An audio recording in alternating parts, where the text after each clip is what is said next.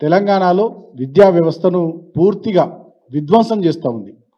ఇది ఏదో అనుకోకుండా జరుగుతున్న సంఘటన కాదు, కావాలని ఉద్దేశపూర్వకంగా చేస్తున్నటువంటి కుట్ర. ఎందుకంటే మీరు గమనించినట్టయితే వాళ్ళ తెలంగాణకు ముఖ్యమంత్రిగా ఉన్నటువంటి వ్యక్తి ఒక నయా దేశ్ముఖ్ రేవంత్ రెడ్డి. ఆయన ఏం ఆలోచన చేస్తూ ఉన్నాడు, ఇక్కడ ప్రభుత్వ స్కూళ్ళల్లో కానీ, అదేవిధంగా ఎస్సీ ఎస్టీ బీసీ మైనారిటీ గురుకులాల్లో కానీ, కేజీబీవీ స్కూళ్ళల్లో కానీ, మోడల్ స్కూళ్ళల్లో కానీ చదువుతున్నదంత ఎవరు, ఏ వర్గాలకు సంబంధించిన పిల్లలు?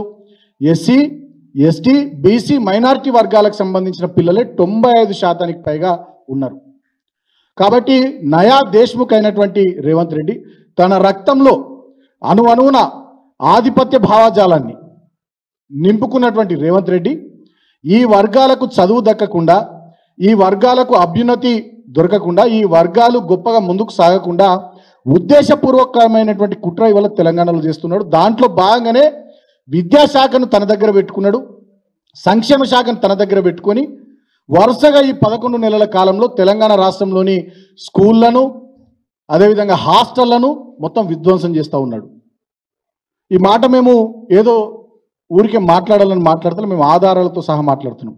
ఇప్పటి వరకు 886 మంది స్టూడెంట్స్ తెలంగాణ వ్యాప్తంగా వివిధ విద్యా సంస్థల్లో ఫుడ్ పాయిజన్కు గురైనారు.